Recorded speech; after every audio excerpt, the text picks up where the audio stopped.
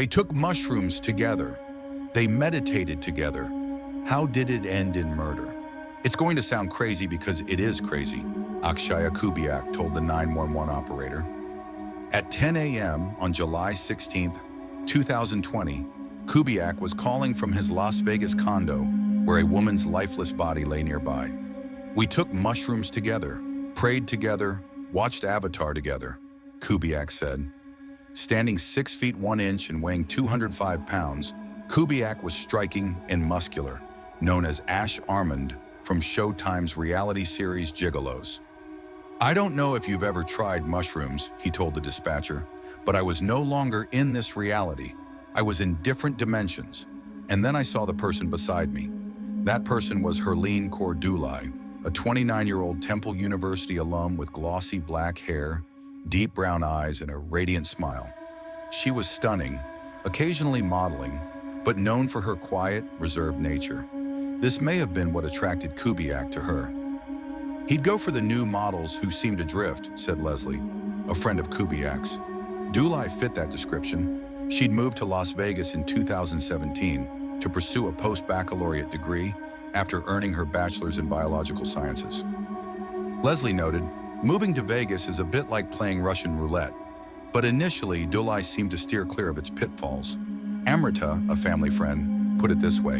In Vegas, Herleen found her freedom. Raised in California by an aerospace engineer father and a mother with 2 master's degrees, both Indian immigrants, Dulai was the youngest of 3 and her parents' darling. They called her Happy Herleen for her constant smile. Though shy in public, she was playful at home, always joking. Her emotions ran deep. She once hid in a closet, sobbing, when her older sister, a man, left for college, and she refused zoo visits because she hated seeing caged animals. Yet according to Amrita, Dulai's intense emotions hinted at deeper insecurities. She was very beautiful, but she spent much of her life feeling out of place. Soon after arriving in Vegas, Dulai joined ACE Fitness, a gym promoting unity and self-growth through fitness, known for its tight-knit community. Her start there was rocky. During her first session with the gym's owner, Nick Lewis, she was so anxious that when he stepped away briefly, he returned to find her curled up, trembling in a corner. "What's wrong?" Lewis asked. Dulai mentioned headache issues, a tumor in her head, needing darkness. Whether she had cancer is uncertain. In a 2019 video, she spoke to a small gym audience, claiming she was battling a brain tumor and had undergone chemo. However, Amy Elliott, a friend from the gym, said it was a thyroid tumor. Lewis, who accompanied her to a doctor's visit, insisted it wasn't cancer. Her sister, Amanda, said Dulai never mentioned a tumor to her family. Other friends noted Dulai's struggles with depression and social withdrawal around strangers, though they didn't mention cancer. Despite the shaky start, the gym became Dulai's sanctuary. Lewis said she lost 40 pounds in 30 days and they grew close. She'd visit his home, bringing donuts for his nieces and nephews, and attended doctor's appointments with him. Dulai started a youth training program at the gym, where Elliot's son joined. She later became a personal trainer, a role that boosted her confidence. "In workouts or in life, you have to keep pushing," Dulai said in a 2019 video, dressed in black leggings and a gray half-zip top, a mountain in the background. "I'm trying to break out of my shell. I fear public speaking, but here I am, speaking publicly." Months later, she left her trainer role, feeling disenchanted and depressed, according to Lewis. Around May or June 2020, Kubiak messaged Dulai on Instagram, or, as a friend of Kubiak's claimed, she reached out first. Either way, Kubiak was hard to overlook. A 38-year-old, Fabio-like figure with long hair, chiseled abs, and a sculpted, possibly steroid-enhanced physique. Kubiak's allure was such that women paid $800 for 2 hours with him, $3,000 for an overnight, or $25,000 for a week. For at least 8 years before meeting Dulai, he'd worked as a gigolo, starting in Miami with his then-partner and son, and continuing, including a brief stint on Gigolos. Despite having a girlfriend, his sex work persisted when he met Dulai. Was she a client? Opinions vary. Lisa, Kubiak's girlfriend at the time, insisted Dulai was a client. Lewis agreed. After Dulai's death, Lewis and Elliot found an envelope at her home listing amounts. Ash, rent, $2,700, and another for $4,700. Elliot, however, doubted it was for sex. "I know she wasn't looking for a gigolo," Elliot said, suggesting Dulai was paying Kubiak's dog walker while he was away. A man with access to Dulai's bank account found no payments to Kubiak. Elliot said Dulai initially rebuffed Kubiak's advances, but he persisted. Whether their relationship was paid, unpaid, or evolved over time is unclear, but Kubiak's parents said they communicated daily. Within weeks, their connection grew from casual messages to something deeply intimate. Intensity defined Kubiak. Raised by Bohemian parents in Maine and Japan, he and his siblings were steeped in tantric spirituality. From childhood, Akshaya was immersed in Eastern and Western healing traditions, his mother wrote to the court. His Indian mother and Polish-American father, both educators, surrounded him with scientists, poets, artists, and academics.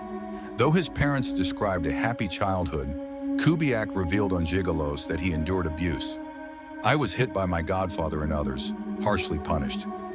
His father confirmed this occurred at a horse ranch in Kyoto, Japan, where an alcoholic farmer turned violent during Kubiak's training, unbeknownst to his parents. Kubiak didn't aim to become a gigolo. At 16, he left school for a Qigong apprenticeship, studying meditation and healing.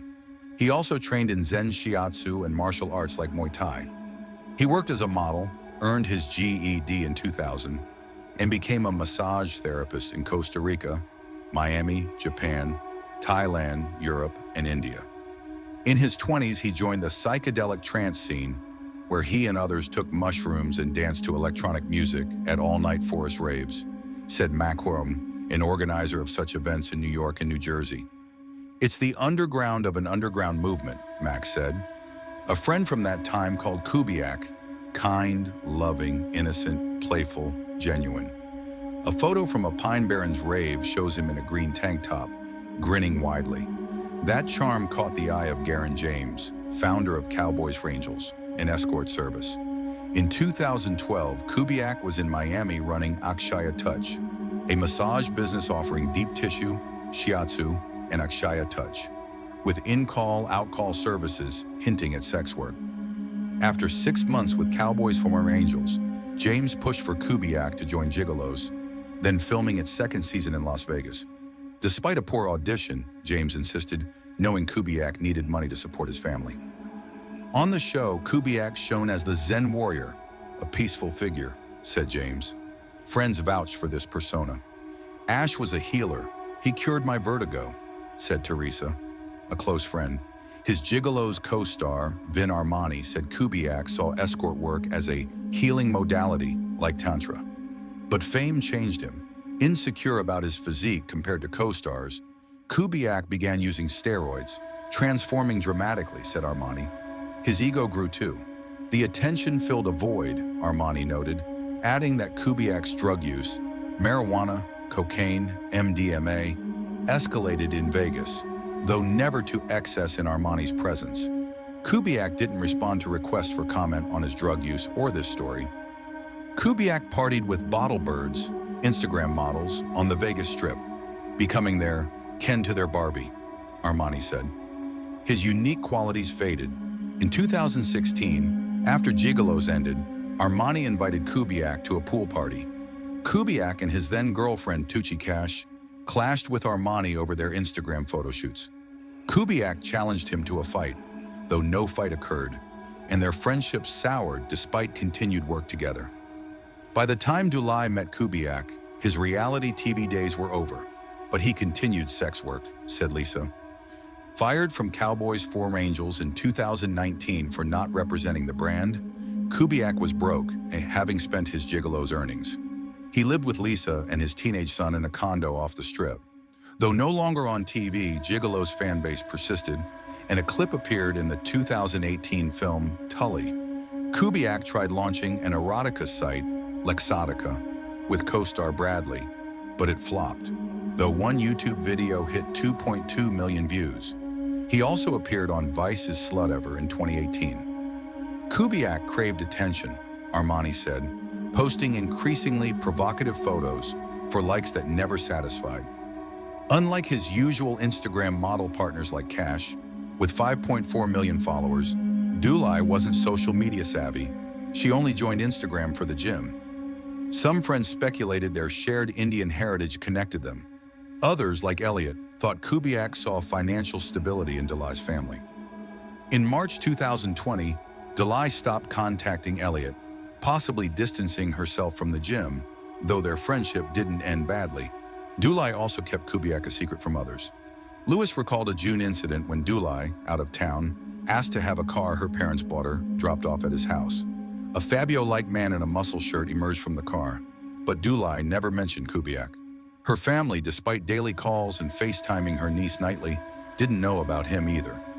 Aman only recalled Dulai mentioning snake venom treatments, which aligned with Kubiak's alternative therapy interests. During the pandemic, Kubiak stayed in his condo with Lisa, using psychedelics and steroids while working out, Lisa said. He was pitching a new TV show and developing a safe dating app and women's security service, his parents wrote. In May or June, he and Dulai took a trip to Utah, where she had a spiritual breakthrough, recalling trauma, Lisa said. Kubiak was excited but perhaps overstepped, stirring things up.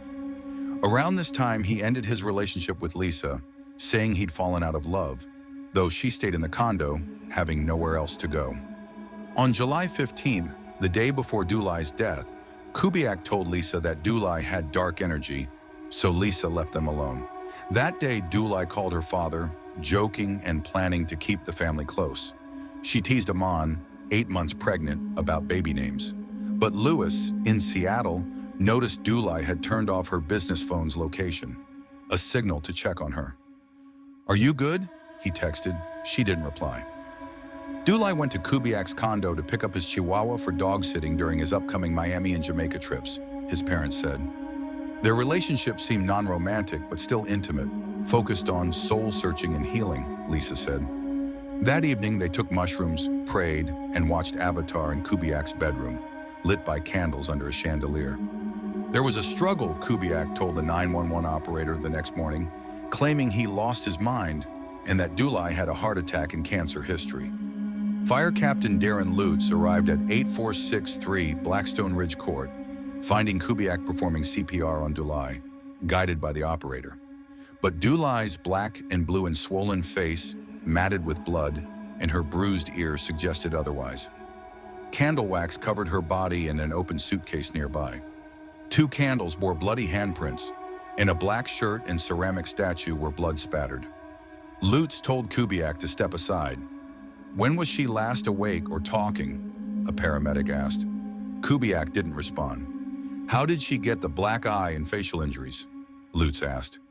"She attacked me, and I attacked her," Kubiak replied. Lutz sent him downstairs to wait for the ambulance, keeping watch to prevent him from fleeing. When the ambulance arrived, Kubiak asked, "Is she still alive?"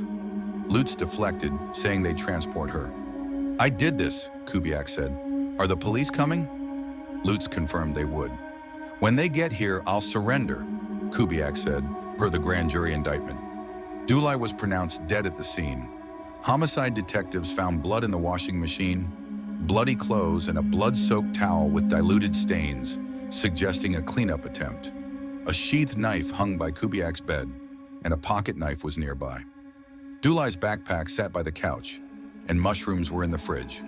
Kubiak had only a small cut on his finger and blood in his ear, likely from CPR.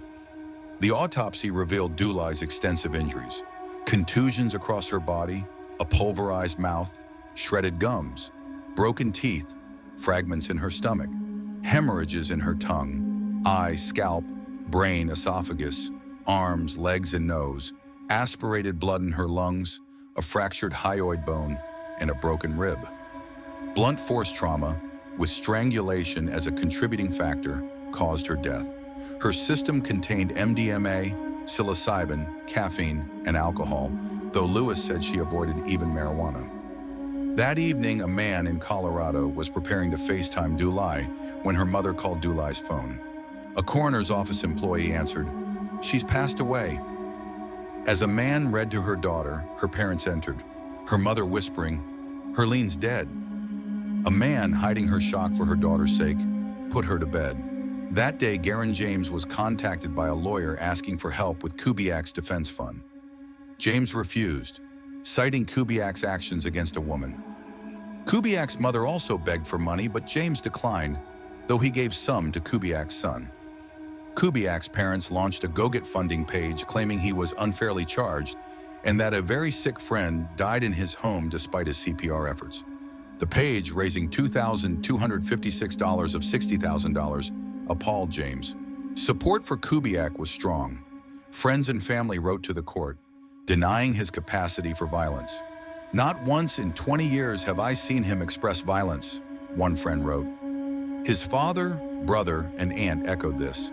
Yet Dr. Jane Monkton-Smith, an expert on intimate partner violence, said such denials are common in femicide cases. "Violence isn't the biggest predictor," she said. "Control, possessiveness, jealousy, those are." Kubiak showed these traits, from pool party disputes to threatening his ex's partners. Still, women, including a filmmaker, a public policy director, and an ex-girlfriend, praised his respect for women. Some fans on Facebook and Mac's site called it an accident, with one saying, "I don't believe he maliciously killed her." A friend launched an @ASharmanFans Instagram, posting shirtless photos of Kubiak with captions like, "Pray for him, don't judge." Mac's site, detailing the grand jury transcript, was dismissed by Kubiak's father as malicious. Monkton-Smith noted society's reluctance to see ordinary men as dangerous, blaming victims instead. "Fame altered Kubiak," friends said, likening him to Dorian Gray. On Gigolos, Kubiak's vampire fascination, lusting for blood, hunting beautiful women, craving unlimited power, takes on a chilling tone. In one episode, he, wearing fangs, lifts a client from a coffin for sex amid red candles. Monkton-Smith said recent breakups, like Kubiak's with Lisa, often trigger intimate partner homicides, with new partners bearing displaced anger. Kubiak pleaded not guilty, claiming Dulai attacked first. His lawyer argued she was the aggressor, and Kubiak feared for his life. Armani speculated Kubiak attempted an exorcism with candles. A friend said Kubiak saw a demon, not Dulai. The @AsherManFans creator called him a healer, whose act spiritually healed her. 9 days later, Aman, 8 months pregnant, arranged Dulai's funeral, requiring extensive facial reconstruction for an open casket.